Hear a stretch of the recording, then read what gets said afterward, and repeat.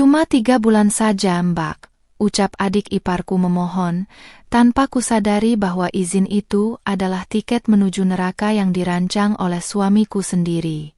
Sebagai istri muda berhijab dengan penampilan yang selalu kujaga, aku merasa ada mata yang mengintai setiap lekuk tubuhku saat rumah sepi, hingga CCTV mengungkap kerja sama busuk mereka untuk melenyapkanku demi harta.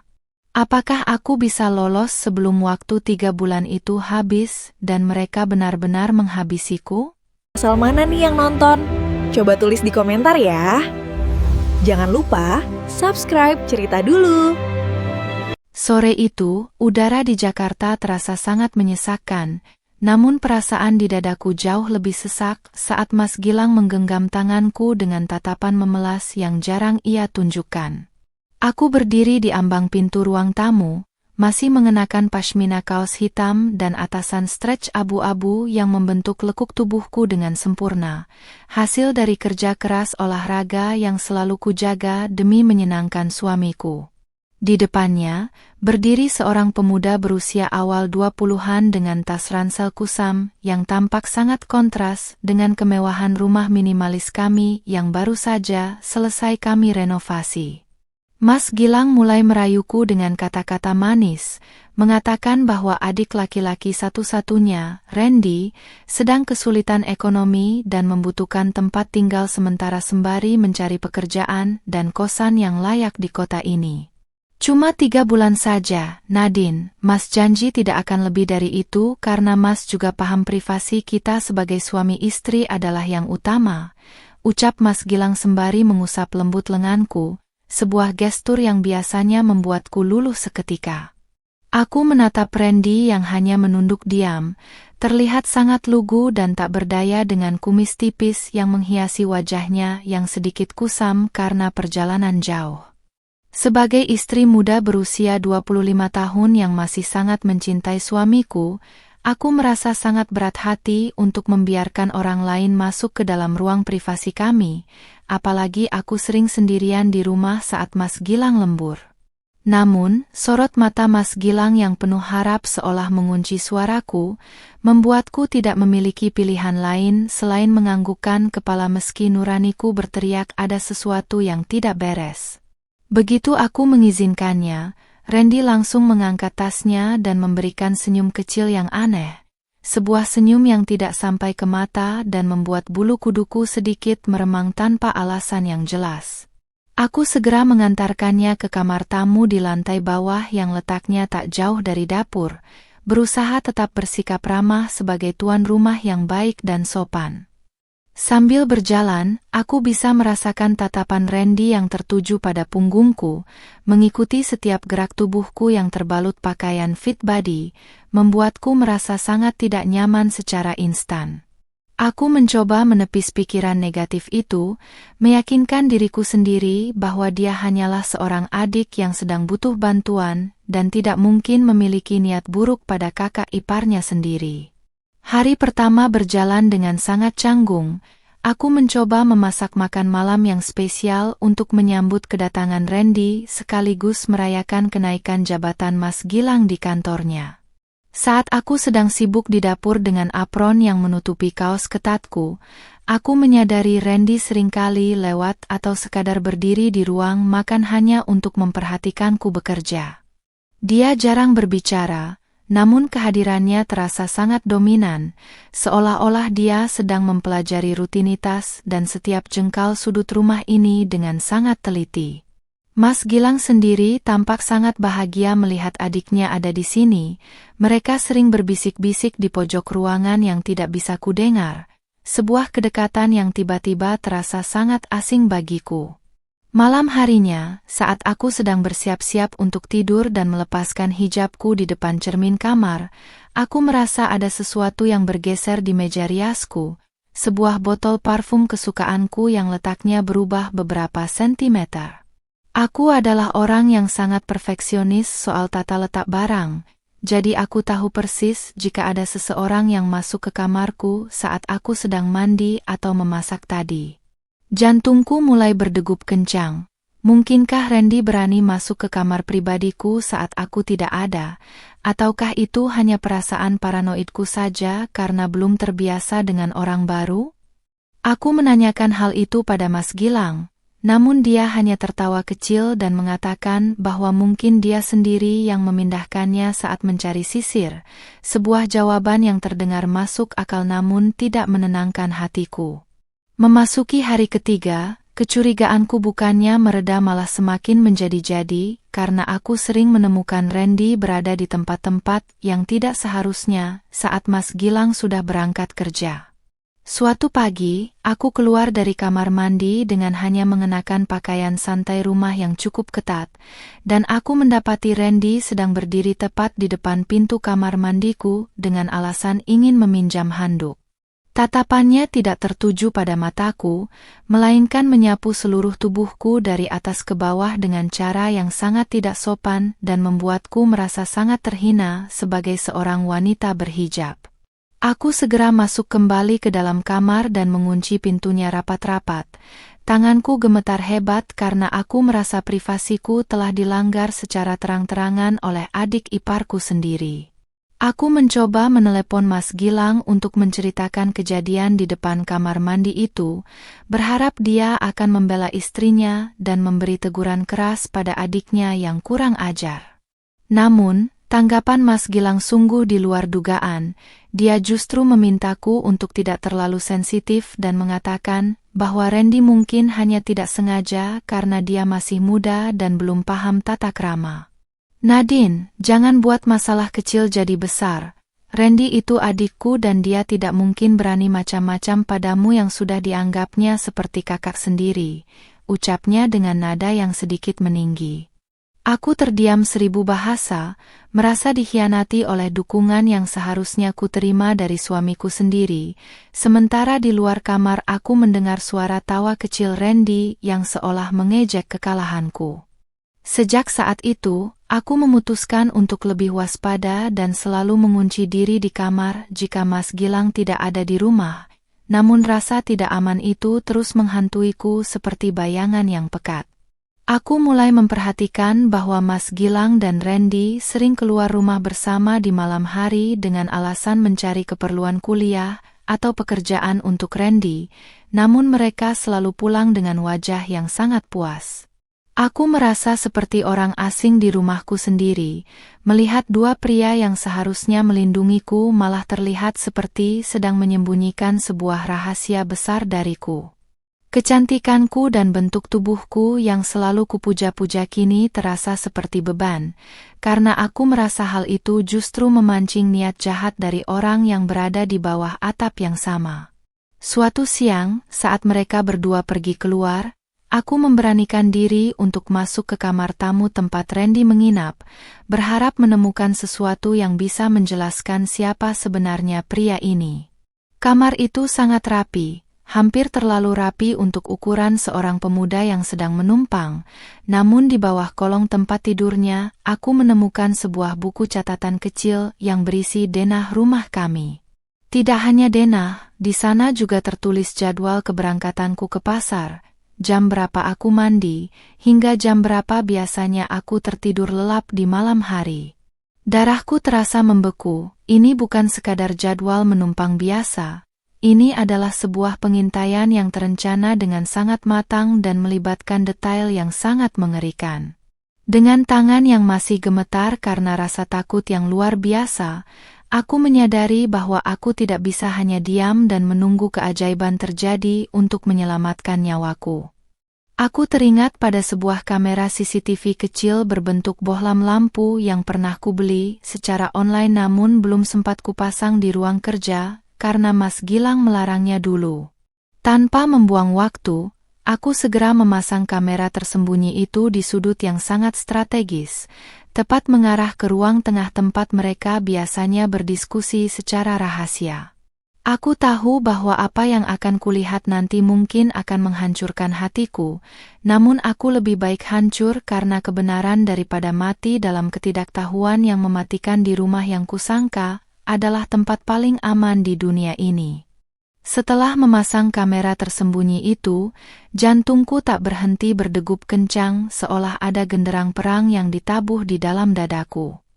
Aku berusaha bersikap senormal mungkin, mengenakan gamis berwarna pastel yang pas di badan dan pashmina senada, lalu duduk di ruang tengah seolah sedang asyik membaca majalah fashion. Tak lama kemudian, deru mobil Mas Gilang terdengar memasuki garasi, menandakan kedua pria itu telah kembali dari urusan misterius mereka. Aku menyambut mereka dengan senyum manis yang kupaksakan, meski sebenarnya aku ingin berteriak menuntut penjelasan atas buku catatan yang kutemukan di bawah ranjang Randy tadi siang. Mas Gilang mengecup keningku singkat, namun tatapannya terasa kosong, sementara Randy melintas di sampingku dengan aroma parfum maskulin yang tajam, sengaja menyenggol bahuku sedikit lebih keras dari biasanya. "Nadine, Mas capek sekali, mau langsung mandi dan istirahat, kamu tolong siapkan kopi untuk Randy ya," perintah Mas Gilang tanpa menatap mataku, langkahnya langsung menuju lantai atas dengan terburu-buru. Aku tertegun sejenak, merasa diperlakukan seperti pelayan di hadapan adik iparku yang kini duduk dengan santai di sofa ruang tamu sambil memperhatikanku. Dengan berat hati, aku melangkah ke dapur, merasakan sepasang mata Randy terus mengikuti setiap gerak pinggulku di balik kain gamis yang menyapu lantai. Aku tahu dia sedang menikmati ketakutanku, menikmati bagaimana aku merasa terpojok di rumahku sendiri, dan itu membuat tanganku bergetar saat menuangkan air panas ke dalam cangkir. Aku harus kuat, setidaknya sampai aku bisa melihat apa yang terekam oleh kamera kecil yang kini tersembunyi di balik hiasan dinding itu.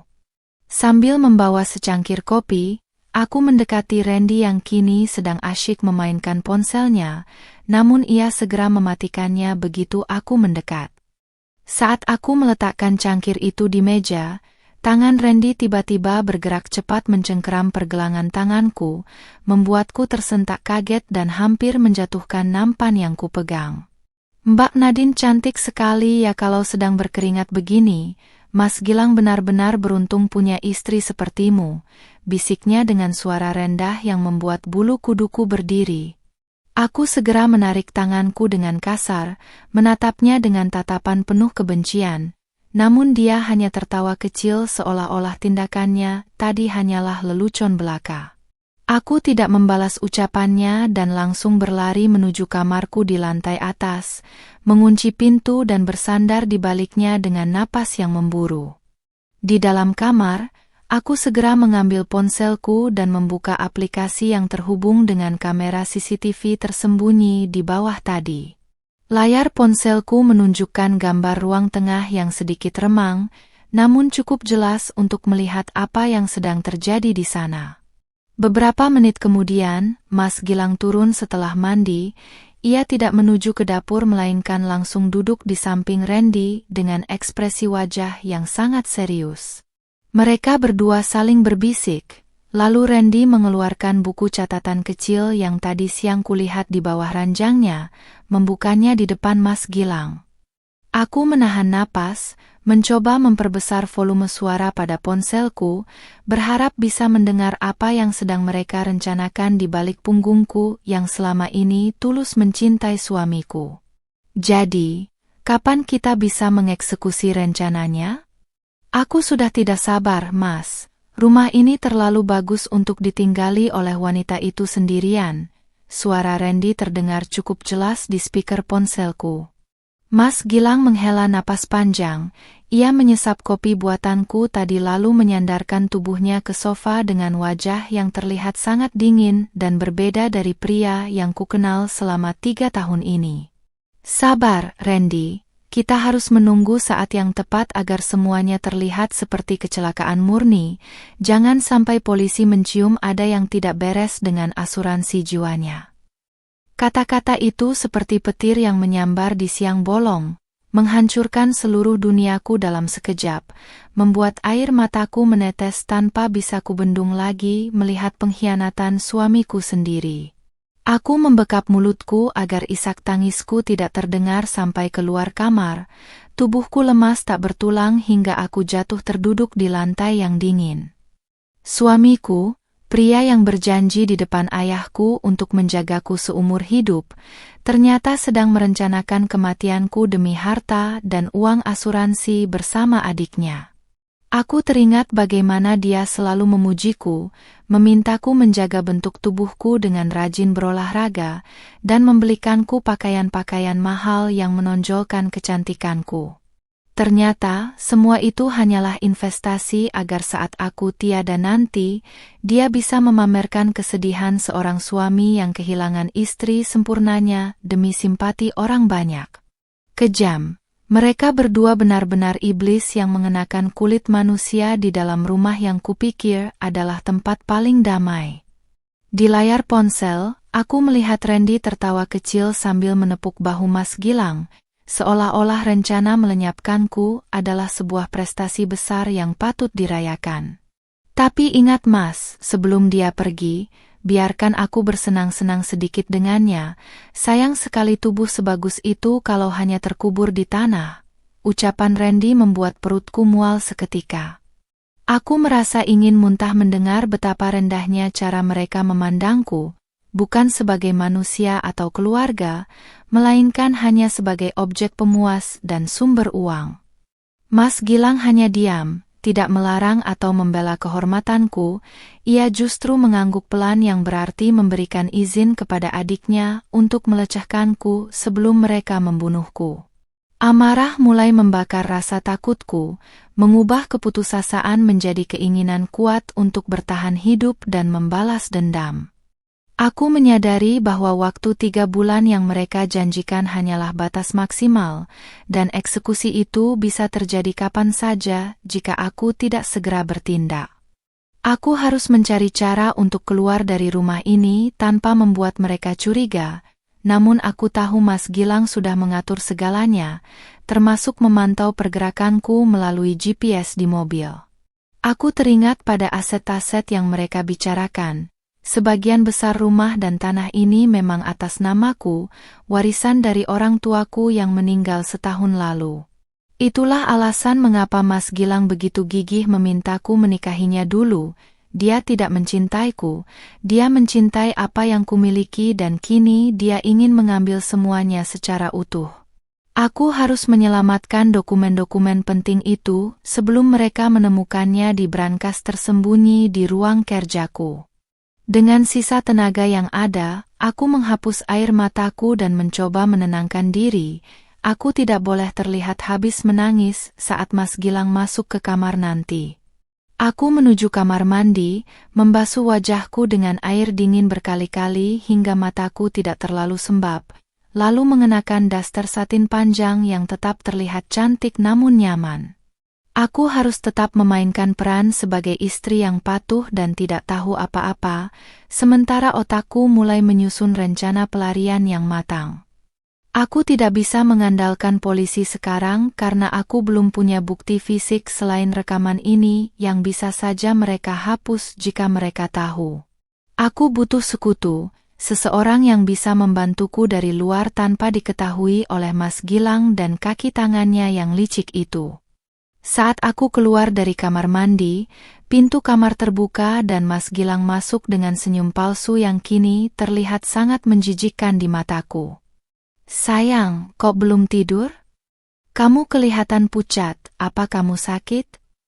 Tanyanya sambil melangkah mendekat, mencoba menyentuh pipiku dengan tangan yang baru saja ia gunakan untuk merencanakan kematianku. Aku memaksakan diri untuk tersenyum, menahan rasa mual yang meluap di kerongkongan, dan menjawab bahwa aku hanya sedikit pusing karena kurang tidur. Aku membiarkannya memelukku, merasakan hawa dingin dari tubuhnya yang kini terasa seperti mayat, sambil mataku melirik ke arah ponsel yang kusembunyikan di balik bantal. Di dalam sana, rekaman iblis itu tersimpan dengan aman, dan aku bersumpah demi Tuhan, mereka akan membayar setiap tetes air mata yang kucucurkan malam ini.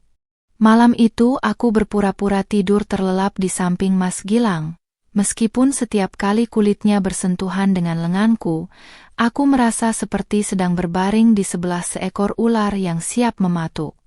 Aku mengatur napasku agar tetap teratur dan berat, sementara telingaku tajam menangkap setiap suara sekecil apapun di dalam kamar yang mendadak terasa seperti penjara bawah tanah ini. Di dalam kegelapan, aku melihat bayangan Mas Gilang yang bangkit pelan dari tempat tidur. Ia mengira aku sudah masuk ke alam mimpi setelah meminum susu yang mungkin saja sudah ia campuri sesuatu agar aku terlelap. Dengan langkah tanpa suara, ia keluar dari kamar dan menutup pintu dengan sangat hati-hati, sebuah tindakan yang langsung membuat mataku terbuka lebar dan jantungku berdegup kencang karena rasa penasaran yang membakar. Tanpa membuang waktu, aku segera meraih ponsel yang kuselipkan di bawah bantal, menyalakan aplikasinya dengan cahaya layar yang paling redup agar tidak tertangkap basah jika ada yang melirik dari celah pintu. Layar ponsel menampilkan Randy yang ternyata sudah menunggu di ruang tengah, duduk dengan gelisah sambil memegang sebuah laptop yang sepertinya adalah milikku yang biasanya kusimpan di ruang kerja.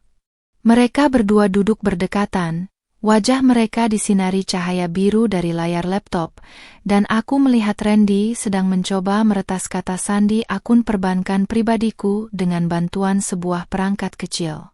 Amarahku mendidih melihat betapa beraninya mereka menyentuh barang pribadiku hanya beberapa meter dari tempatku berada, mengincar setiap rupiah yang dikumpulkan orang tuaku dengan susah payah selama puluhan tahun.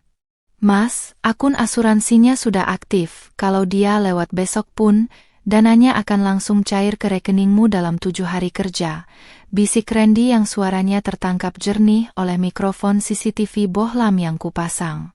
Mas Gilang mengangguk puas, ia mengusap wajahnya lalu menatap Randy dengan binar mata yang penuh ketamakan, sebuah ekspresi yang tak pernah kulihat selama kami menikah.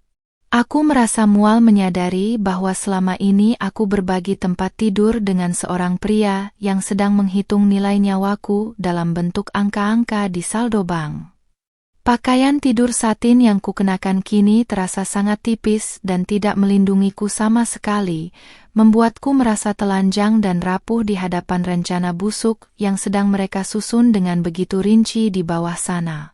Aku terus memperhatikan layar, melihat Randy menunjukkan sebuah folder di laptop yang berisi foto-foto pengintaian mereka selama ini, termasuk foto-fotoku saat sedang berada di pusat kebugaran.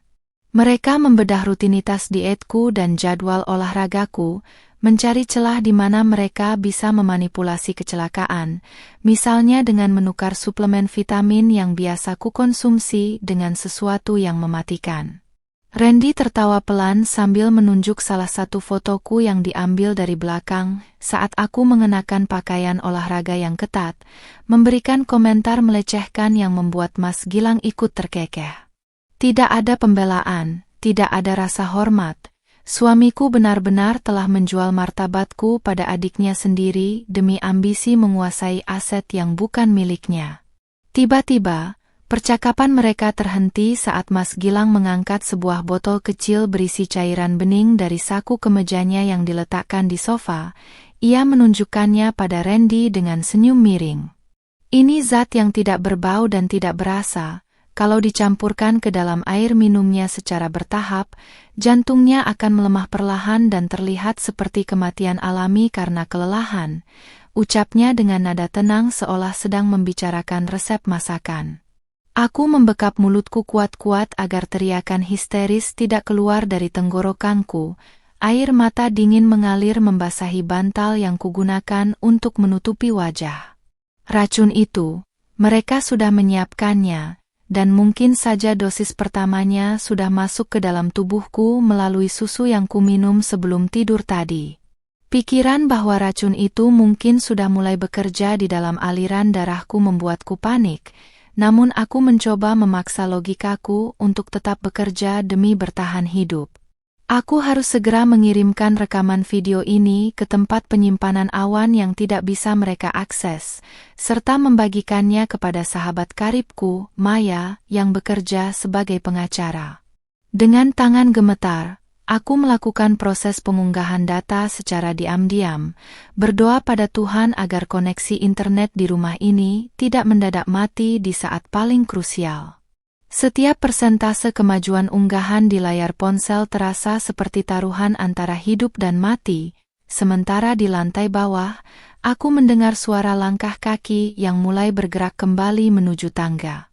Aku segera mematikan ponsel dan menyembunyikannya kembali ke tempat yang aman, lalu mengatur posisi tidurku persis, seperti saat Mas Gilang meninggalkanku tadi agar ia tidak curiga. Pintu kamar terbuka perlahan, aku bisa merasakan kehadiran Mas Gilang di samping tempat tidur. Ia berdiri diam cukup lama, seolah sedang memastikan apakah aku benar-benar masih bernapas. Hawa dingin yang terpancar dari tubuhnya membuatku menggigil secara internal, namun aku tetap menjaga napasku tetap stabil meskipun dadaku terasa sesak luar biasa karena menahan tangis. Setelah beberapa saat yang terasa seperti selamanya, aku merasakan tempat tidur sedikit amblas saat ia kembali berbaring di sampingku, lalu ia menarik selimut untuk menutupi tubuh kami seolah kami adalah pasangan yang paling harmonis. Pagi harinya, aku bangun dengan rasa lemas yang luar biasa, mungkin karena kelelahan mental atau mungkin karena efek zat yang mereka bicarakan semalam mulai terasa di tubuhku. Aku turun ke dapur dengan penampilan yang tetap terjaga, hijab voal berwarna pastel dan tunik yang manis, berusaha menyembunyikan badai di dalam mataku dari pandangan mereka berdua. Mas Gilang dan Randy sudah duduk di meja makan. Mereka menyambutku dengan sapaan ramah yang kini terasa seperti racun di telingaku, sementara Randy terus mencuri pandang ke arah lekuk tubuhku dengan cara yang sangat menjijikkan. Aku menuangkan air putih dari dispenser, namun mataku tertuju pada botol air minum pribadiku yang biasanya kubawa ke tempat senam. Aku harus memastikan tidak meminum apapun yang telah mereka sentuh. Sayang, hari ini kamu ada jadwal ke gym kan? Jangan terlalu capek ya, ingat kesehatan itu nomor 1, ucap Mas Gilang dengan nada perhatian yang sangat palsu, matanya terus mengamati caraku bergerak. Aku hanya mengangguk pelan, menghindari kontak mata langsung karena aku takut amarahku akan meledak dan merusak semua rencana pelarian yang sedang kususun di dalam kepala. Aku menyadari bahwa mereka ingin aku pergi keluar agar mereka bisa lebih bebas menggeledah isi rumah untuk mencari sertifikat asli yang kusembunyikan di brankas dinding yang tersamar. Aku harus bertindak cepat. Aku perlu menghubungi Maya dan memintanya menjemputku di suatu tempat yang tidak terpantau oleh mereka, sebelum waktu 3 bulan yang mereka janjikan berubah menjadi 3 hari yang mematikan. Saat aku berpamitan untuk pergi, Randy berdiri di depan pintu, menghalangi jalanku dengan senyum nakal yang membuatku ingin sekali menampar wajahnya yang tidak tahu malu itu.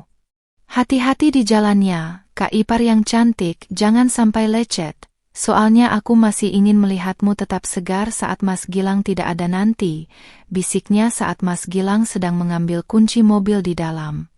Aku tidak menjawab, aku hanya menatapnya dengan tatapan tajam yang penuh ancaman, lalu bergegas masuk ke dalam mobil dengan perasaan yang berkecamuk hebat.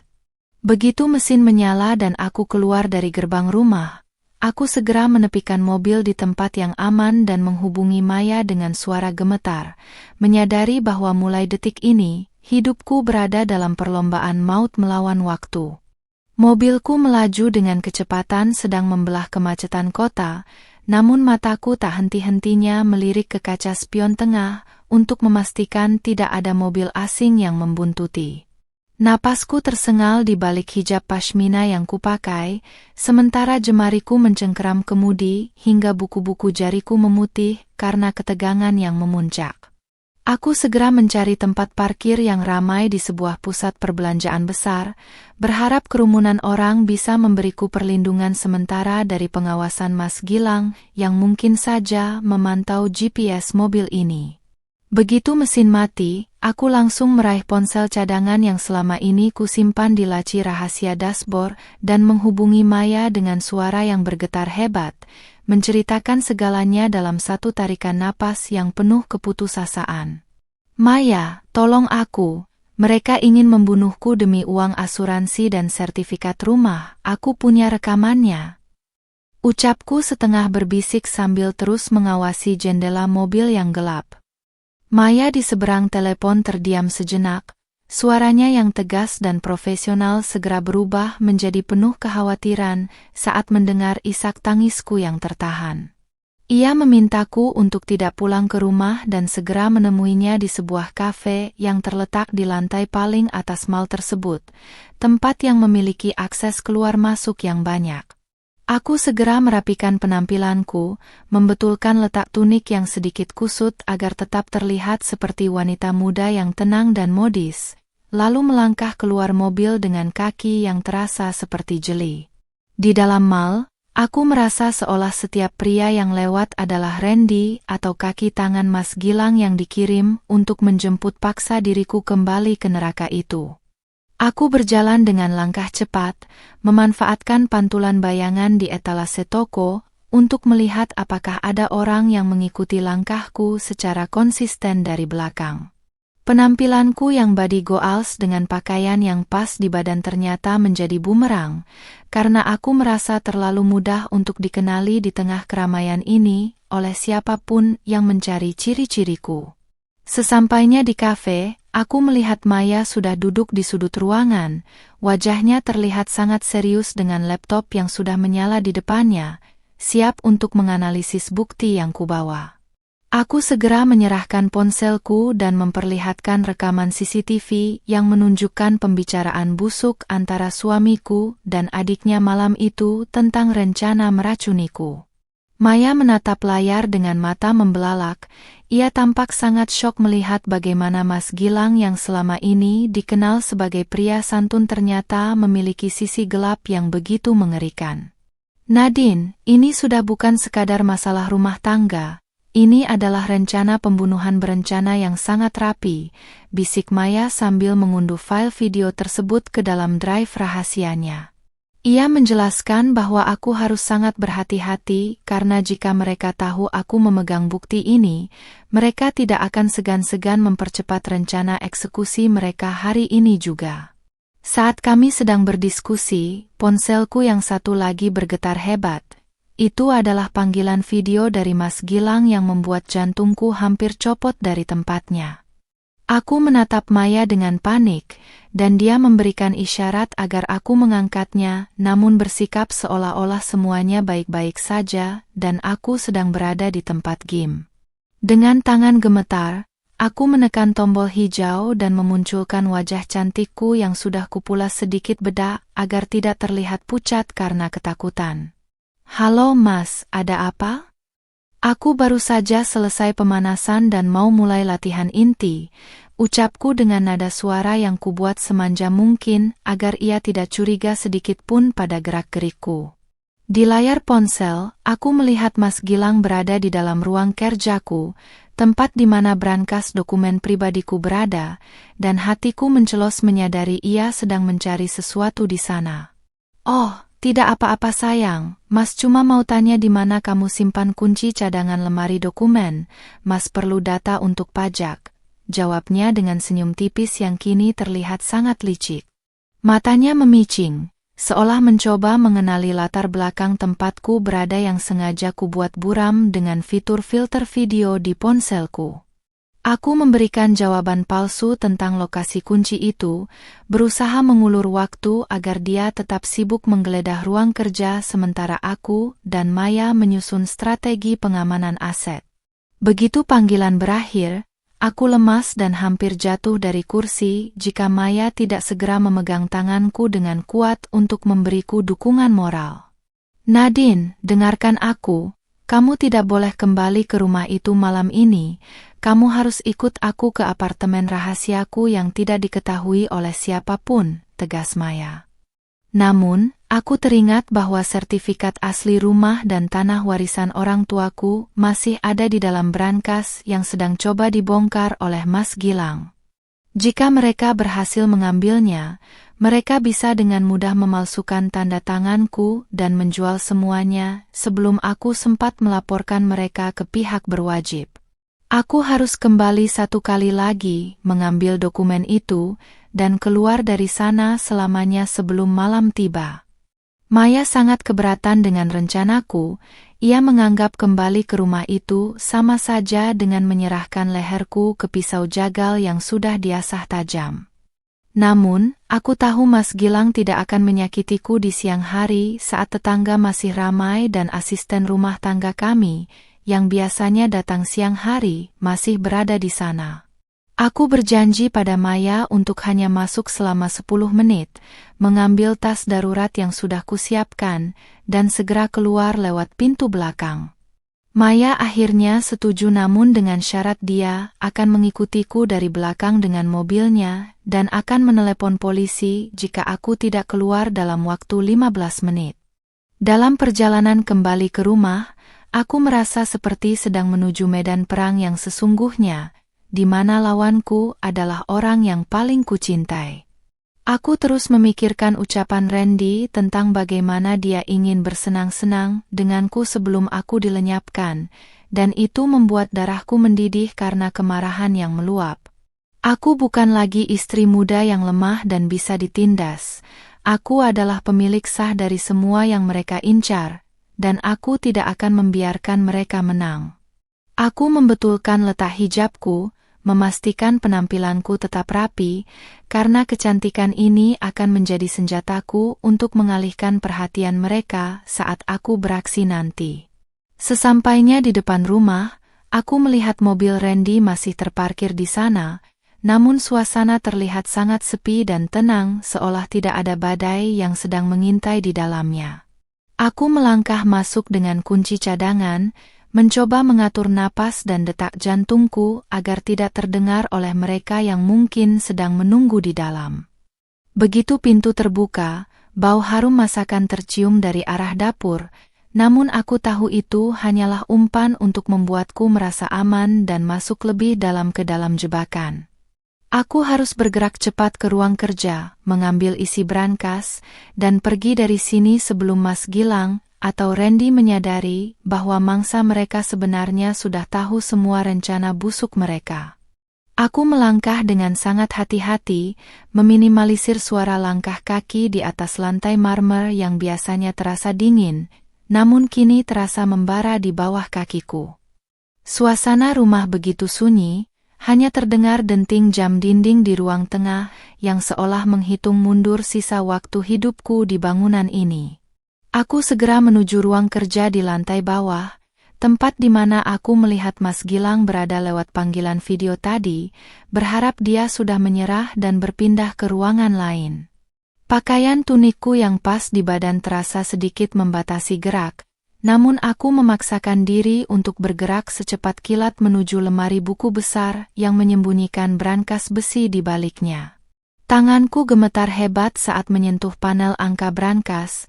Keringat dingin mulai membasahi dahi di balik hijab voal yang kupakai, membuat penglihatanku sedikit kabur karena ketegangan.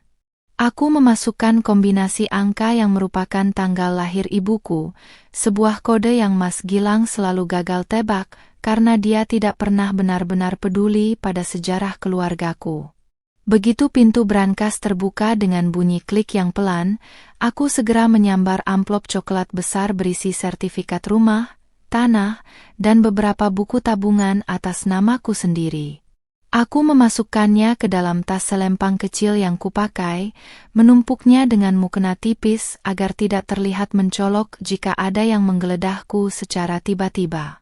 Baru saja aku hendak menutup kembali lemari buku tersebut, suara derit pintu yang terbuka membuat jantungku seakan berhenti berdetak di tempat. Aku membeku. Tubuhku menegang sempurna saat melihat bayangan seseorang terpantul di kaca lemari. Itu adalah Randy, berdiri di ambang pintu dengan seringai yang sangat menjijikkan. Wah, Kak Ipar sedang apa di sini? Bukannya tadi katanya sedang di gym? Tanyanya dengan nada mengejek sambil melangkah masuk dan menutup pintu di belakangnya. Dia menatap tas selempangku dengan penuh selidik, lalu matanya beralih ke lekuk tubuhku dengan tatapan lapar yang membuatku ingin berteriak sekencang-kencangnya, namun aku tahu itu hanya akan mempercepat bencana. Aku cuma mau ambil dokumen asuransi kesehatan yang tertinggal, Mas Gilang yang minta. Jawabku mencoba setenang mungkin, meskipun suaraku terdengar bergetar di ujung kalimat. Randy tertawa kecil, suara tawanya terdengar serak dan penuh kemenangan saat dia mulai berjalan memutariku, menyudutkanku ke arah meja kerja yang besar. Dia melirik ke arah lemari buku yang posisinya sedikit bergeser, menyadari bahwa aku baru saja mengakses berangkas rahasia yang selama ini dia dan Mas Gilang cari. Aku mendekap tasku erat-erat, bersiap untuk menerjangnya jika dia berani melangkah lebih dekat lagi ke arahku, sementara otakku terus memikirkan di mana keberadaan Mas Gilang saat ini. Jangan bohong, Nadine. Kami tahu kamu tidak ke gym.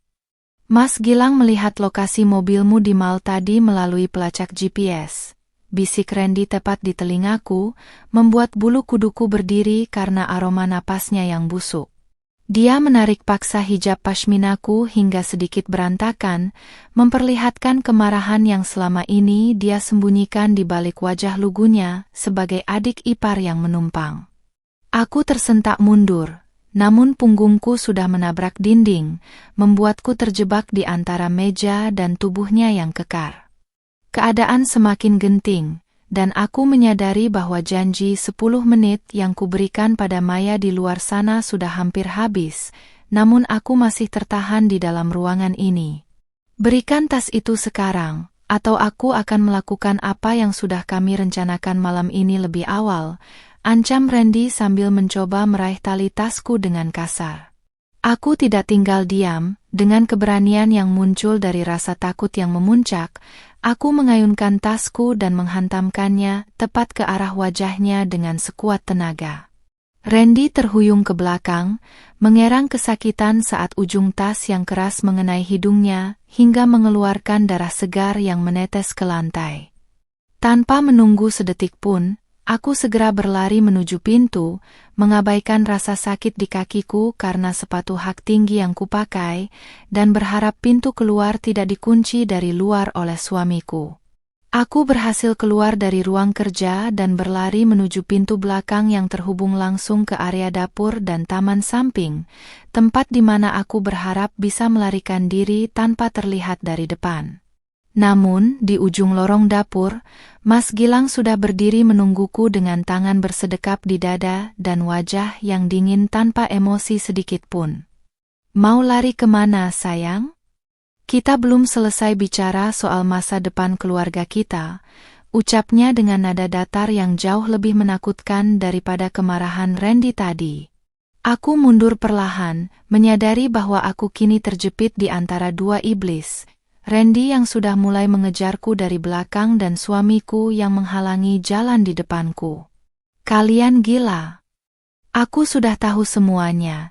Aku punya rekaman pembicaraan kalian semalam tentang asuransi dan rencana meracuniku.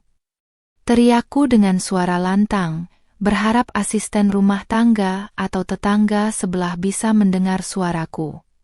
Mas Gilang hanya tersenyum tipis, sebuah senyum penuh penghinaan yang menunjukkan betapa dia sudah meremehkan kecerdasanku selama ini sebagai istrinya. Rekaman? Oh, maksudmu yang ada di dalam CCTV bohlam itu? Sayang sekali, sinyal internet di rumah ini sudah diputus sejak 10 menit yang lalu sebelum datanya sempat terkirim kemanapun, bohongnya dengan penuh percaya diri. Aku tersenyum dalam hati, menyadari bahwa dia tidak tahu kalau aku sudah berhasil mengunggah semuanya lewat koneksi seluler di mall tadi sebelum kembali ke sini. Tiba-tiba, suara klakson mobil yang sangat keras terdengar berkali-kali dari depan rumah, memecah ketegangan di dalam ruangan yang mencekam itu. Itu pasti Maya. Dia melakukan apa yang kami sepakati jika aku tidak keluar tepat waktu dari rumah ini. Mas Gilang tampak sedikit panik, dia melirik ke arah pintu depan sementara Randy sudah berhasil menangkap lenganku dari belakang dengan cengkeraman yang sangat kuat. Mas, ada mobil di depan, sepertinya teman dia. Teriak Randy sambil berusaha menyeretku kembali ke arah ruang tengah agar tidak terlihat dari luar. Aku meronta-ronta dengan sisa tenaga yang kupunya, menggigit tangan Randy hingga dia berteriak kesakitan dan melepaskan pegangannya sejenak. Aku tidak menyia-nyiakan kesempatan itu, aku langsung berlari menuju pintu depan dengan segenap kekuatan yang masih tersisa di tubuhku yang mungil ini. Aku menendang vas bunga besar di ruang tamu hingga pecah berantakan untuk menghambat langkah mereka, lalu membuka kunci pintu utama dengan sekali sentakan kuat. Begitu pintu terbuka, cahaya matahari sore menyilaukan mataku, dan aku melihat mobil Maya sudah terparkir tepat di depan pagar dengan mesin yang menyala. Aku berlari keluar sambil berteriak minta tolong, meninggalkan rumah yang selama ini kupikir adalah istanaku, namun ternyata hanyalah sebuah kandang jagal yang hampir saja merenggut nyawaku demi segepok uang asuransi. Aku melompat ke dalam mobil Maya dengan napas yang tersengal-sengal, hampir saja jilbab pashminaku tersangkut di pintu saat aku membantingnya hingga tertutup rapat.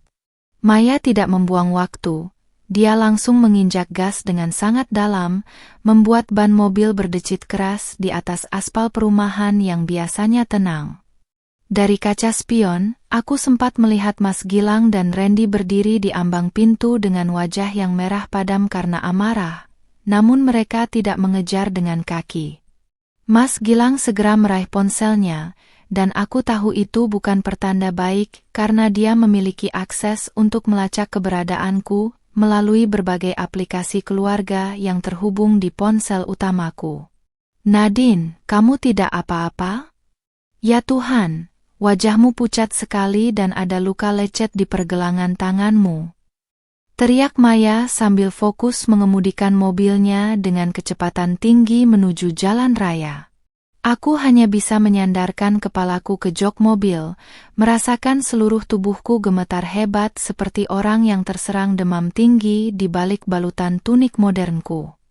Aku mendekap tas selempang berisi sertifikat berharga itu di dadaku, seolah benda itu adalah satu-satunya pelampung yang menjagaku agar tidak tenggelam dalam lautan ketakutan. Air mata yang sejak tadi kutahan akhirnya tumpah juga, membasahi pipiku yang kini terasa panas karena emosi yang meluap-luap setelah nyaris kehilangan nyawa. "Kita harus ke kantor polisi sekarang, Maya. Aku tidak mau menunggu lagi sampai mereka melakukan sesuatu yang lebih gila," ucapku dengan suara parau dan terputus-putus. Namun, Maya menggelengkan kepalanya dengan cepat, ia melirik ke arah kaca spion dan menyadari sebuah mobil SUV hitam mulai membuntuti kami dengan jarak yang cukup dekat.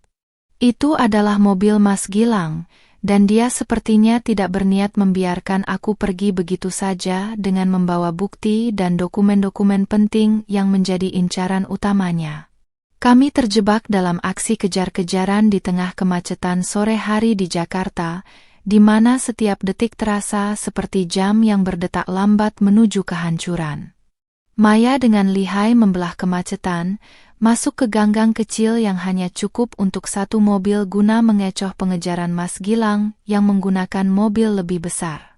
Aku mematikan ponsel utamaku, menyadari bahwa selama benda itu menyala, Mas Gilang bisa dengan mudah menemukan posisiku melalui fitur share location yang sengaja dia aktifkan dulu. Aku menggunakan ponsel cadangan yang diberikan Maya untuk memeriksa kembali file yang sudah kuunggah ke penyimpanan awan, memastikan bahwa rekaman CCTV itu tidak rusak atau hilang. Cahaya dari layar ponsel menyinari wajahku yang penuh keringat, memperlihatkan sorot mata yang kini tak lagi manis dan imut, melainkan penuh dengan dendam yang membara. "Nadine, dengarkan aku, kalau kita langsung ke kantor polisi sekarang, Mas Gilang bisa saja membuat alibi atau menggunakan koneksi pejabat yang dia kenal untuk menjebakmu balik," Maya memperingatkan dengan nada serius. Dia menjelaskan bahwa Mas Gilang memiliki citra yang sangat bersih di mata publik sebagai pengusaha sukses yang dermawan, sehingga tuduhan pembunuhan tanpa bukti fisik yang kuat bisa dianggap sebagai pencemaran nama baik. "Aku harus tetap bersembunyi setidaknya selama 1 malam untuk menyusun strategi hukum yang tak terbantahkan bersama tim ahli dari kantor hukum Maya. Kami memutuskan untuk menuju ke sebuah apartemen tua di pinggiran kota yang sudah lama tidak ditempati dan tidak tercatat atas nama siapapun yang berhubungan dengan kami. Sesampainya di apartemen tersebut, suasana terasa sangat sunyi dan sedikit mencekam dengan lorong-lorong yang lampunya berkedip redup. Aku turun dari mobil dengan menutupi wajahku menggunakan ujung hijab, berusaha menyembunyikan identitas diri dari kamera pengawas atau orang-orang yang mungkin berada di sekitar lobi. Begitu masuk ke dalam unit apartemen di lantai 10, aku langsung mengunci pintu dengan semua kunci tambahan yang tersedia, merasa sedikit lebih aman meskipun rasa cemas tetap menghantuiku. Aku duduk di sofa usang yang berdebu, menatap dokumen-dokumen di depanku yang ternyata nilainya jauh lebih besar daripada sekadar rumah dan tanah yang kutahu selama ini. Aku mulai memeriksa isi amplop coklat itu secara lebih detail di bawah cahaya lampu ruangan yang temaram, dan betapa terkejutnya aku saat menemukan beberapa lembar polis asuransi jiwa baru. Di sana tertera nama Mas Gilang sebagai penerima manfaat tunggal dengan nilai pertanggungan mencapai miliaran rupiah jika aku meninggal karena kecelakaan atau sakit mendadak. Tidak hanya itu, ada juga surat kuasa palsu yang sudah ditandatangani, yang jelas-jelas bukan tanda tanganku, untuk memindahkan kepemilikan saham perusahaan warisan ayahku kepadanya. Tanganku bergetar memegang kertas-kertas itu. Pengkhianatan ini ternyata jauh lebih dalam dan sudah direncanakan bahkan sebelum Randy datang ke rumah kami. Dia benar-benar ingin aku mati, Maya. Dia sudah menyiapkan segalanya sejak berbulan-bulan yang lalu, bisikku sambil menunjukkan dokumen palsu itu kepada sahabatku. Maya yang sedang menyiapkan kopi segera mendekat dan memeriksa dokumen tersebut dengan teliti menggunakan kacamata kerjanya.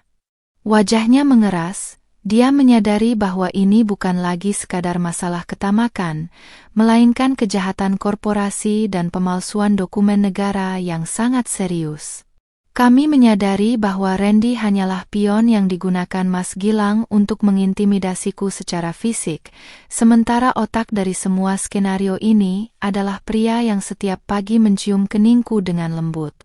Malam semakin larut, namun mataku tak bisa terpejam sedikit pun karena bayangan Randy yang menyentuh hijabku secara kasar terus berputar di kepalaku.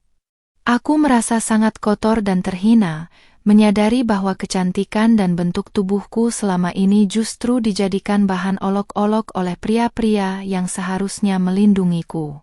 Aku berdiri di depan cermin apartemen yang retak, menatap bayanganku sendiri, seorang wanita berusia 25 tahun yang kehilangan segalanya dalam semalam. Namun, di balik kerapuhan itu, aku melihat kilatan amarah yang membuatku merasa kuat. Aku bersumpah tidak akan membiarkan mereka menikmati 1 rupiah pun dari harta orang tuaku. Tiba-tiba, suara ketukan pelan di pintu depan membuat kami berdua tersentak diam dan mematikan semua lampu ruangan dalam seketika. Kami tidak mengharapkan tamu siapapun di tempat persembunyian ini, dan lokasi ini seharusnya dirahasiakan dengan sangat ketat oleh Maya. Aku memegang erat gagang pisau dapur yang sempat kuambil tadi, sementara Maya mengintip melalui lubang kecil di pintu dengan napas tertahan. Jantungku berdegup sangat kencang hingga terasa sakit, menyadari bahwa mungkin saja Mas Gilang jauh lebih pintar dari yang kami duga, dan dia sudah berada tepat di balik pintu ini untuk menjemput nyawaku. Suasana di dalam apartemen tua itu mendadak mencekam. Hanya suara detak jantungku yang terasa berdentum keras di telinga saat lampu-lampu sudah kami padamkan. Aku berdiri di belakang Maya dengan tangan yang mencengkeram erat pisau dapur, sementara tubuhku yang terbalut tunik terasa dingin oleh keringat ketakutan. Ketukan itu terdengar lagi, kali ini sedikit lebih keras dan berirama, sebuah pola yang terasa sengaja dibuat untuk meneror mental kami yang sudah di ujung tanduk. Maya menempelkan matanya ke lubang pengintip pintu, tubuhnya tiba-tiba menegang hebat, dan ia memberikan isyarat padaku untuk tetap diam di tempat jangan sampai mengeluarkan suara sedikit pun. Di balik pintu, Terdengar suara langkah kaki yang berat dan gesekan kain yang sangat kukenali, diikuti oleh suara bisikan rendah yang membuat seluruh bulu kuduku berdiri tegak. Nadine, aku tahu kamu di dalam bersama pengacaramu itu, jangan mempersulit keadaan dan keluarlah secara baik-baik. Suara Mas Gilang terdengar sangat tenang namun penuh dengan ancaman yang mematikan. Aku menutup mulutku dengan tangan, tidak menyangka bahwa pelacak GPS di mobil Maya, atau mungkin penyadap di tas selempangku telah membawa iblis itu sampai ke tempat persembunyian ini. Bagaimana mungkin dia bisa bergerak secepat ini, melewati semua rintangan kemacetan dan gang sempit yang kami lalui tadi sore dengan begitu mudah? Maya menarikku menjauh dari pintu, membawaku ke arah kamar mandi yang letaknya paling pojok di unit apartemen ini, agar suara kami tidak terdengar keluar. Nadine, dia tidak sendiri, aku melihat bayangan pria lain yang lebih tinggi di belakangnya, itu pasti Randy, bisik Maya dengan wajah yang pucat pasi di bawah cahaya temaram dari luar jendela. Kami terjebak di lantai 10, tanpa ada jalan keluar selain pintu utama yang kini sedang dijaga oleh 2 orang yang ingin melenyapkan kami. Aku menatap tas berisi dokumen penting itu, menyadari bahwa benda inilah yang membuat mereka begitu gigih memburuku hingga ke lubang semut sekalipun. Tiba-tiba, suara benturan keras menghantam pintu depan, seolah-olah mereka sedang mencoba mendobrak kayu tua yang sudah mulai rapuh itu dengan bahu mereka. Setiap dentuman membuat nyaliku menciut, namun kemarahan dalam dadaku justru semakin berkobar melihat betapa brutalnya pria yang dulu kupuja sebagai imamku. Aku teringat pada rekaman CCTV yang sudah kuunggah. Jika aku mati di sini, setidaknya dunia akan tahu siapa pembunuhku melalui tangan Maya. Namun, aku tidak boleh menyerah begitu saja. Aku harus bertahan demi kehormatan orang tuaku dan demi masa depanku yang masih sangat panjang di usia 25 tahun ini. Mas Gilang, pergi dari sini atau aku akan menelepon polisi sekarang juga. Teriak Maya dengan suara lantang yang sengaja dibuat agar terdengar oleh tetangga apartemen lainnya. Namun, bukannya pergi, suara tawa meremehkan justru terdengar dari balik pintu, diikuti oleh suara Randy yang terdengar sangat berhasrat untuk masuk. Telepon saja, Mbak pengacara, paling-paling polisi butuh waktu 15 menit untuk sampai ke gedung rongsok ini, dan dalam waktu 5 menit saja kami sudah bisa menyelesaikan urusan dengan Kak ipar tercinta, ucap Randy dengan nada yang sangat menjijikkan. Aku merasakan mual yang luar biasa membayangkan apa yang akan terjadi jika pintu itu benar-benar hancur dan mereka berhasil masuk. Maya segera meraih ponselnya dan melakukan panggilan darurat, namun ia mendadak terdiam dengan wajah yang menunjukkan keputusasaan yang sangat mendalam. Sinyalnya hilang, Nadine. Mereka menggunakan alat pengacak sinyal jammer di depan pintu, ucapnya lemas sambil menunjukkan layar ponsel yang hanya menampilkan tanda silang merah. Kami benar-benar terputus dari dunia luar, di dalam apartemen tua yang terisolasi, sementara 2 pemangsa sedang berusaha merobek satu-satunya pelindung kami. Aku menatap ke sekeliling ruangan, mencari apapun yang bisa digunakan untuk bertahan, atau setidaknya memberikan perlawanan terakhir sebelum ajal menjemput. Aku melihat sebuah balkon kecil di ruang tengah yang menghadap ke arah jalan raya, meskipun letaknya sangat tinggi, namun ada tangga darurat besi yang terletak beberapa meter di sampingnya. Rencana gila muncul di kepalaku. Aku harus memanjat keluar dan berpindah ke tangga darurat itu, meskipun risikonya adalah jatuh dari ketinggian lantai 10. Pakaian tunik dan celana panjangku yang pas di badan setidaknya memberiku kebebasan bergerak lebih baik daripada jika aku memakai gamis lebar yang berat. Aku membisikkan rencana itu pada Maya, dan meskipun awalnya dia menolak karena terlalu berbahaya, dia akhirnya setuju karena tidak ada pilihan lain yang lebih masuk akal. Aku akan menahan pintu ini dengan lemari baju dan meja. Kamu harus segera keluar dan cari bantuan di bawah, jangan pedulikan aku. Perintah Maya sambil mulai menggeser perabotan kayu yang berat. Aku menangis melihat pengorbanan sahabatku, namun aku tahu jika kami berdua tertangkap, maka tidak akan ada yang bisa memberikan kesaksian di pengadilan nanti. Dengan tangan yang gemetar, aku membuka pintu kaca balkon, merasakan angin malam yang dingin menerpa wajahku dan hijab pashmina yang mulai berantakan tertiup angin. Aku melangkah keluar ke tepian balkon yang sempit, menatap ke bawah di mana lampu-lampu kota terlihat sangat kecil dan jauh di bawah sana. Saat aku sedang berusaha meraih besi tangga darurat yang berjarak sekitar 1 meter dari balkon, suara pintu depan yang hancur terdengar sangat keras di dalam apartemen. Aku mendengar teriakan Maya yang mencoba menghalangi mereka, diikuti oleh suara barang-barang pecah dan makian kasar dari mulut Randy yang penuh kemarahan. "Di mana wanita sialan itu, Maya?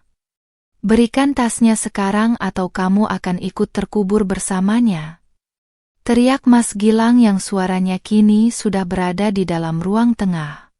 Jantungku hampir melompat keluar saat aku akhirnya berhasil mencengkeram besi tangga darurat yang dingin dan berkarat, bergantung di ketinggian tanpa pengaman apapun. Aku mulai menuruni tangga besi itu dengan gerakan cepat namun hati-hati, mengabaikan rasa perih di telapak tanganku yang tergesek besi kasar dan keringat dingin yang membasahi seluruh tubuh. Dari celah tangga, aku bisa melihat bayangan Randy yang berlari menuju balkon dan menyadari bahwa aku sudah melarikan diri melalui jalur udara yang tak terduga. "Dia di tangga darurat, Mas. Cepat ke bawah, jangan biarkan dia sampai ke jalan raya," teriak Randy sambil mencoba menjangkau kakiku dari atas balkon. Aku terus turun dengan kecepatan penuh, memanjatkan doa pada Tuhan agar tangga tua ini tidak roboh. Sementara di atasku, pengejaran maut ini memasuki babak yang paling menentukan. Angin malam menderu kencang, menyusup di sela-sela hijabku yang kini sudah tidak beraturan lagi letaknya, sementara jemariku mencengkeram besi tangga darurat yang dingin dengan kekuatan penuh. Aku menuruni satu persatu anak tangga besi itu dengan gerakan yang hampir mekanis, mengabaikan rasa perih di telapak tangan yang mulai lecet terkena karat dan sudut besi yang tajam. Di atasku, aku bisa mendengar suara benturan keras dan teriakan Randy yang frustrasi karena tidak bisa menjangkauku dari balkon apartemen. Setiap langkahku menimbulkan suara dentang logam yang bergema di keheningan malam, seolah memberitahukan posisiku kepada para pemburu yang kini pasti sedang berlari kencang menuju lantai bawah. "Nadine, berhenti atau aku tidak akan segan-segan menjatuhkanmu dari sana," teriak Mas Gilang dari jendela koridor yang ia lewati saat menuruni tangga darurat di bagian dalam gedung. Suaranya yang dulu lembut kini terdengar seperti parutan logam, penuh dengan kebencian dan keputusasaan karena melihat aset miliaran rupiahnya hampir lepas dari genggaman. Aku tidak menjawab, fokusku sepenuhnya tertuju pada pijakan kakiku yang goyah, karena sepatu yang tidak didesain untuk aksi pelarian ekstrim seperti ini. Tubuhku yang ramping dan pakaian stretch yang kukenakan sedikit membantuku untuk bergerak lincah di ruang yang sempit, namun kelelahan mulai merayapi otot-otot kaki dan lenganku. Saat aku sampai di lantai 5, tangga besi itu tiba-tiba berguncang hebat. Seseorang mulai menuruni tangga dari atas dengan gerakan yang jauh lebih cepat dan agresif. Aku melirik ke atas dan melihat bayangan Randy yang nekat melompat ke tangga darurat. Ia turun dengan cara meluncur di pegangan besi, memangkas jarak kami dengan sangat cepat. Wajahnya yang penuh amarah terlihat mengerikan di bawah cahaya lampu jalan yang remang, matanya berkilat menunjukkan kegilaan yang tak lagi bisa disembunyikan. Aku mempercepat langkahku, hampir terjatuh saat kakiku terpeleset anak tangga yang licin karena embun malam, membuat jantungku seakan copot dari tempatnya. "Mau lari kemana lagi, Kak Ipar yang manis? Kamu tidak akan bisa lolos dari sini hidup-hidup," teriak Randy, suaranya kini hanya berjarak 2 lantai di atasku. Aku bisa merasakan getaran tangga yang semakin kuat akibat gerakannya yang kasar, membuat struktur besi tua itu berderit seolah akan lepas dari dinding gedung. Di bawah sana, aku melihat mobil Mas Gilang sudah bersiap di area parkir bawah. Ia sengaja memposisikan mobilnya untuk menghadang pintu keluar tangga darurat. Aku merasa terjepit di antara dua pemangsa. Satu yang mengejarku dari langit dan satu lagi yang menungguku di bumi, keduanya siap untuk mencabik-cabik hidupku demi harta warisan. Tiba-tiba, sebuah ide nekat muncul saat aku melihat sebuah jendela besar di lantai 3 yang sedikit terbuka. Itu adalah area gudang apartemen yang sepertinya tidak dikunci. Tanpa membuang waktu, aku berhenti menuruni tangga dan justru melompat masuk ke dalam jendela tersebut tepat saat tangan Randy hampir berhasil mencengkeram ujung jilbabku. Aku terjatuh di atas tumpukan kardus kosong yang cukup empuk untuk meredam benturan, namun pergelangan kakiku terasa sangat nyeri karena posisi mendarat yang tidak sempurna. Aku segera bangkit, menyeret kakiku yang pincang di antara rak-rak gudang yang berdebu dan gelap, berusaha mencari jalan keluar lain selain pintu utama gedung. Randy berteriak penuh amarah di luar jendela. Ia mencoba masuk menyusulku namun karena badannya yang lebih besar, ia sedikit kesulitan melewati celah jendela yang sempit dan terhalang besi pengaman. Kesempatan itu kugunakan untuk berlari menuju pintu belakang gudang yang biasanya digunakan untuk bongkar muat barang menuju area servis. Aku mendekap tas selempang coklat itu erat-erat, memastikan sertifikat dan rekaman di dalamnya tetap aman, karena benda inilah nyawa dan senjataku satu-satunya. Cahaya lampu dari ruang servis terlihat di ujung lorong, dan aku bisa mendengar suara bising mesin generator yang berputar, menutupi suara langkah kakiku yang terburu-buru. Begitu aku mencapai area parkir belakang yang gelap, aku melihat sebuah motor matic milik kurir makanan yang sedang terparkir dengan kunci yang masih menggantung di lubangnya. Pemiliknya sepertinya sedang mengantar pesanan ke dalam gedung, dan ini adalah satu-satunya tiket kebebasanku sebelum Mas Gilang menyadari aku sudah keluar dari gedung. Dengan sisa tenaga yang ada, aku menaiki motor tersebut, menyalakan mesinnya yang berbunyi halus, dan memutar gas sedalam mungkin menuju pintu keluar belakang yang tersembunyi di balik rimbunnya pepohonan. Aku tidak pernah mengendarai motor dengan kecepatan seperti ini sebelumnya, namun rasa takut akan kematian memberiku keberanian yang luar biasa. Dari kaca spion motor, aku melihat Mas Gilang berlari keluar dari area parkir depan. Wajahnya menunjukkan keterkejutan luar biasa saat melihat istrinya yang biasanya anggun kini kabur menggunakan motor kurir. Ia segera masuk ke mobil SUV-nya dan mulai mengejarku. Lampu jauhnya menyorot tajam tepat ke arah punggungku yang terbalut tunik basah oleh keringat. Jalanan pinggiran kota yang sepi di malam hari menjadi saksi bisu aksi pengejaran maut ini, di mana sebuah mobil mewah mencoba menabrak sebuah motor kecil yang dikendarai oleh wanita berhijab yang sedang mempertahankan hidupnya. Aku masuk ke ganggang kecil yang hanya cukup untuk motor, memaksa Mas Gilang untuk berhenti atau merusak mobil mahalnya jika nekat mengikuti. Aku terus melaju tanpa arah yang jelas. Yang penting adalah menjauh dari area apartemen itu sejauh mungkin sampai aku bisa menemukan tempat keramaian atau pos polisi yang buka 24 jam. Napasku mulai stabil, namun rasa nyeri di kakiku semakin menjadi-jadi, membuatku sulit untuk menyeimbangkan motor saat melewati jalanan yang berlubang. Aku teringat pada Maya. Aku harus segera meminta bantuan untuk memastikannya baik-baik saja, karena aku tidak tahu apa yang dilakukan Mas Gilang padanya sebelum ia mengejarku ke tangga darurat tadi. Dengan tangan satu, aku mencoba merogoh ponsel cadangan di dalam tas, berdoa semoga ada sinyal di area terpencil ini.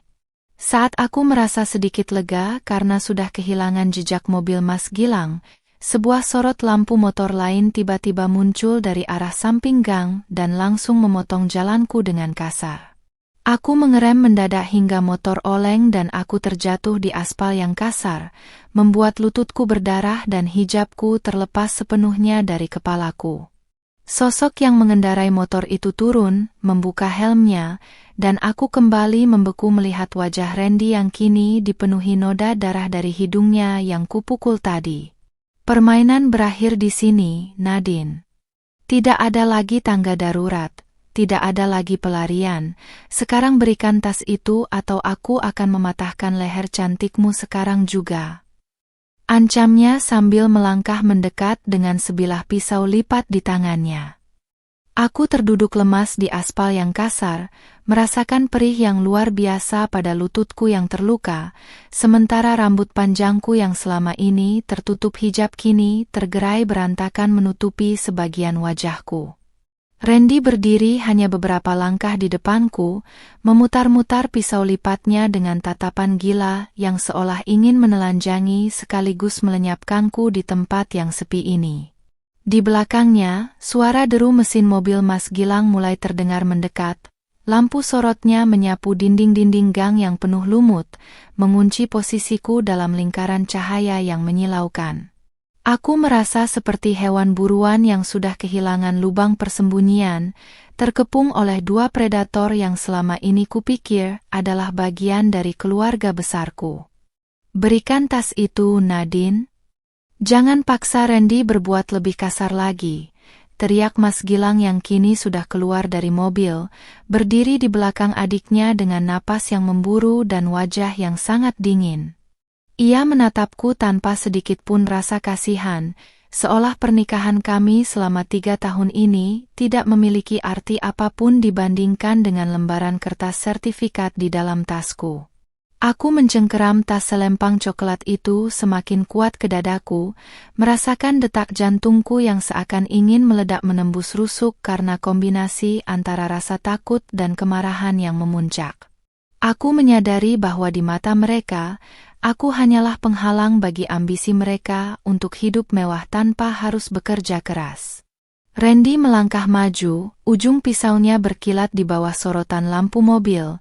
Ia tampak sangat menikmati ketidakberdayaku di atas tanah yang kotor ini.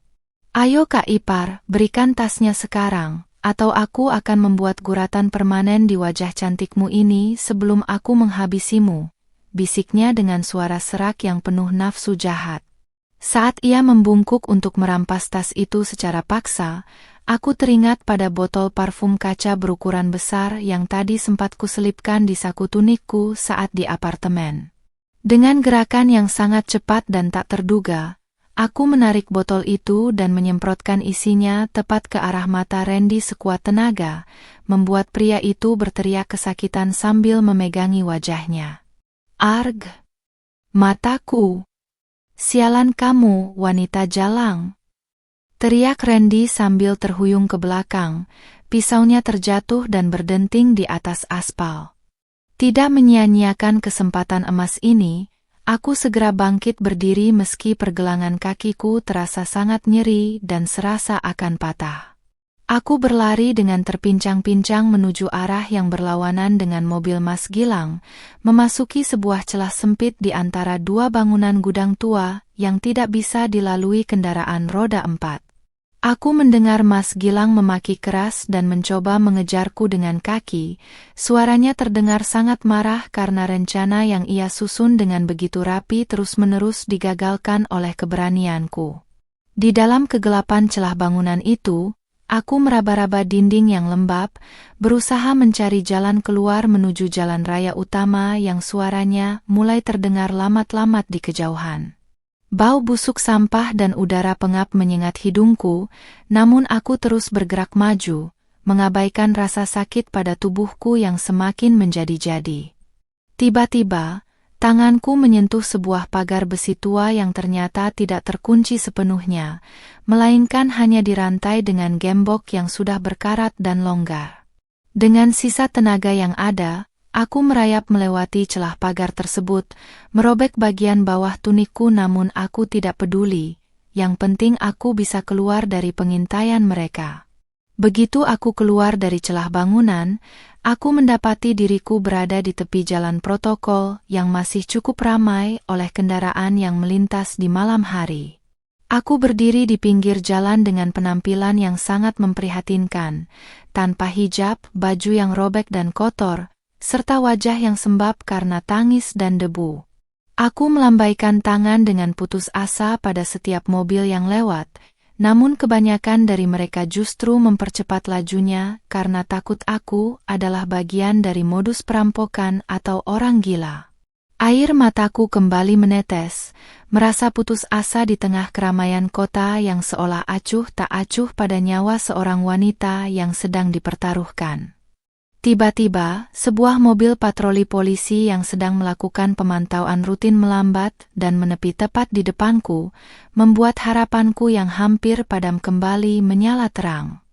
2 orang petugas turun dengan wajah waspada, namun segera berubah menjadi prihatin saat melihat kondisiku yang gemetaran dan penuh luka di bawah cahaya lampu jalan. "Tolong Pak, tolong saya, suami saya dan adiknya ingin membunuh saya, mereka mengejar saya dengan mobil SUV hitam di gang itu," teriakku sambil menunjuk ke arah celah bangunan tempat aku keluar tadi. Petugas tersebut segera memintaku masuk ke dalam mobil patroli yang aman, sementara petugas lainnya mulai menghubungi pusat bantuan dan menyalakan sirina. Belum sempat mobil polisi itu melaju, mobil SUV hitam milik Mas Gilang tiba-tiba muncul dari arah gang dengan kecepatan tinggi, mencoba berbalik arah untuk melarikan diri saat melihat keberadaan aparat. "Itu mereka, Pak. Itu mobilnya," teriakku histeris sambil menunjuk ke arah kendaraan yang mulai menjauh tersebut. Petugas polisi dengan sigap langsung melakukan pengejaran. Sirine polisi meraung-raung memecah keheningan malam, menciptakan aksi kejar-kejaran yang sesungguhnya di jalan raya. Aku duduk di jok belakang dengan tubuh yang masih menggigil, mendekap tasku sambil terus berdoa agar Tuhan memberikan keadilan yang setimpal bagi kedua pria iblis tersebut. Di dalam mobil patroli, aku segera menggunakan ponsel cadangan untuk menghubungi Maya, dan betapa leganya aku saat mendengar suaranya di seberang telepon meski ia terdengar sangat syok. Ternyata Maya berhasil melarikan diri lewat pintu depan saat Mas Gilang dan Randy sibuk mengejarku ke balkon, dan ia sudah berada di kantor polisi pusat untuk memberikan keterangan awal. "Nadine, kamu selamat?" "Alhamdulillah. Tetaplah bersama polisi, aku akan menyusulmu ke kantor polisi sekarang juga, kita punya semua bukti yang dibutuhkan," ucap Maya dengan nada penuh kemenangan. Aku menangis sesenggukan, merasakan beban berat yang selama ini menghimpit dadaku perlahan-lahan mulai terangkat. Mobil patroli berhasil memojokkan mobil Mas Gilang di sebuah persimpangan lampu merah yang sedang macet. Beberapa mobil polisi lainnya datang mengepung dari segala arah. Aku melihat Mas Gilang dan Randy dipaksa keluar dari mobil dengan tangan di atas kepala. Wajah mereka yang tadinya penuh kesombongan kini pucat pasi karena ketakutan saat borgol besi melingkar di pergelangan tangan mereka. Aku menatap mereka dari balik kaca mobil polisi yang gelap, melihat bagaimana kehancuran mereka dimulai tepat saat mereka mengira kemenangan sudah di tangan. 3 bulan yang mereka janjikan memang belum berakhir, namun takdir telah menuliskan akhir yang berbeda bagi mereka, di balik teruji besi, bukan di rumah mewah yang mereka incar. Ruang interogasi itu terasa dingin dan steril, sangat kontras dengan hiruk-pikuk emosi yang meledak di dadaku sejak pelarianku semalam. Aku duduk tegak di kursi kayu, mengenakan hijab baru yang dibawakan Maya, sebuah pashmina instan hitam yang membingkai wajahku yang masih sembab namun terlihat jauh lebih tegar.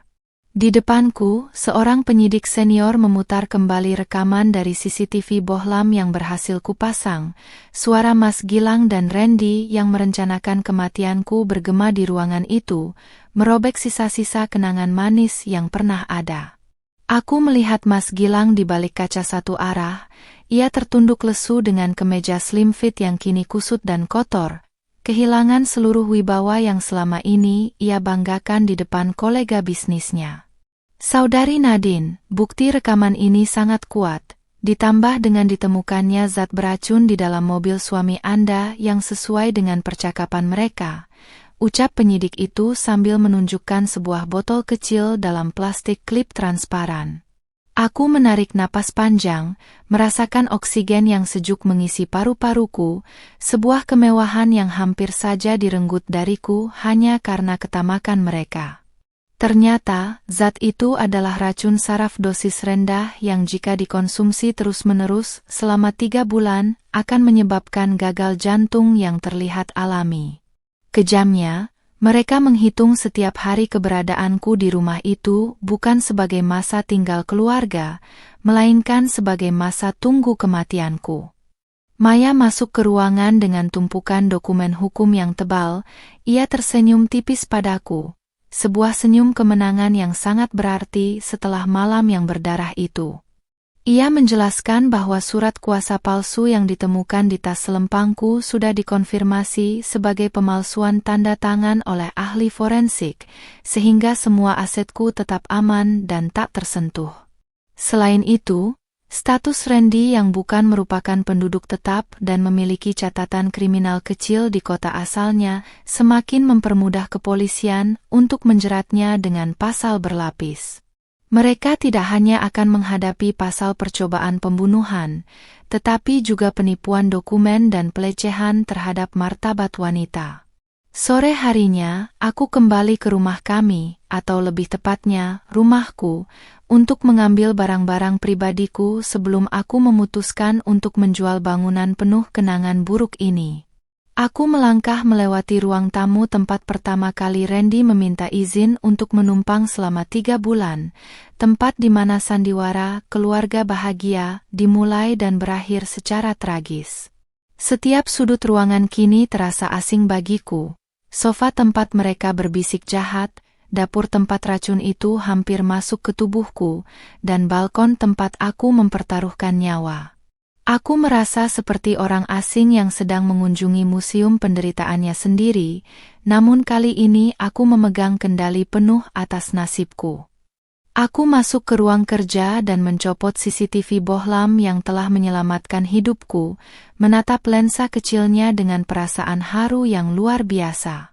Jika saja aku tidak mendengarkan instingku, jika saja aku tidak memasang kamera ini karena rasa iseng dan curiga, mungkin saat ini aku sudah menjadi nisan di pemakaman keluarga. Aku menyadari bahwa kecantikan dan bentuk tubuhku yang selama ini kujaga dengan keras, kini harus dibarengi dengan kecerdasan dan kewaspadaan yang jauh lebih kuat. Aku bukan lagi wanita muda berusia 25 tahun yang naif. Aku adalah penyintas yang telah melewati neraka dan keluar sebagai pemenang yang lebih bijaksana. Saat aku hendak keluar dari rumah, aku melihat kerumunan wartawan sudah menunggu di depan pagar. Mereka mencium aroma skandal besar yang melibatkan pengusaha sukses dan rencana pembunuhan istrinya sendiri. Aku berhenti sejenak, merapikan hijabku dan memastikan tunik yang kupakai menutupi bekas luka di lenganku dengan sempurna. Lalu aku melangkah keluar dengan kepala tegak. Aku tidak menunduk malu seolah aku adalah korban yang hancur. Aku berdiri di depan kamera mereka dan memberikan pernyataan singkat yang tenang namun mematikan. Video pernyataanku itu kemudian viral di berbagai media sosial, menjadi pengingat bagi wanita lain untuk selalu waspada bahkan terhadap orang terdekat sekalipun. Beberapa minggu kemudian, pengadilan menjatuhkan vonis maksimal bagi Mas Gilang dan Randy, hukuman penjara belasan tahun yang akan memastikan mereka menghabiskan masa muda mereka di balik jeruji besi yang dingin. Aku hadir di setiap persidangan, menatap mata Mas Gilang saat ia memohon ampunan, namun hatiku sudah sekeras batu terhadapnya karena pengkhianatan tidak mengenal kata maaf dalam kamus hidupku. Ia menangis saat melihatku tetap tampil cantik dan sukses meski tanpa kehadirannya, menyadari bahwa ia tidak hanya kehilangan hartaku, tapi juga kehilangan satu-satunya orang yang benar-benar tulus mencintainya. Randy sendiri hanya bisa menunduk, tidak lagi berani menatapku dengan tatapan mesumnya yang dulu begitu mengintimidasi. Kini, aku berdiri di balkon apartemen baruku yang memiliki sistem keamanan tingkat tinggi, menatap pemandangan kota Jakarta yang gemerlap di bawah cahaya rembulan. Aset warisan orang tuaku kini kukelola sendiri dengan bantuan Maya dan tim profesional, memastikan harta itu digunakan untuk hal-hal yang bermanfaat, termasuk mendirikan yayasan untuk membantu wanita korban kekerasan dalam rumah tangga.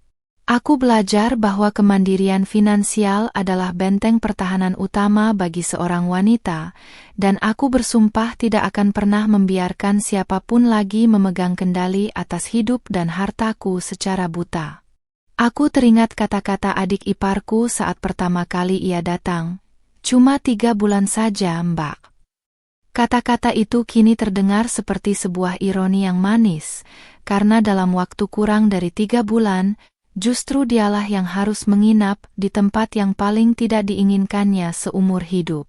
Aku mengelus perutku yang kini rata dan ramping, bukan lagi sekadar untuk estetika demi suami, melainkan sebagai simbol bahwa aku menghargai dan menjaga tubuhku sendiri dengan penuh cinta. Kehidupan baruku dimulai sekarang, di usiaku yang ke-25, dengan identitas baru sebagai wanita yang tidak bisa lagi dipandang sebelah mata hanya karena penampilannya. Aku mematikan lampu apartemenku dan masuk ke dalam kamar tidur yang nyaman, tempat di mana aku bisa tidur dengan tenang tanpa rasa takut akan ada racun di air minumku atau mata yang mengintai di balik pintu.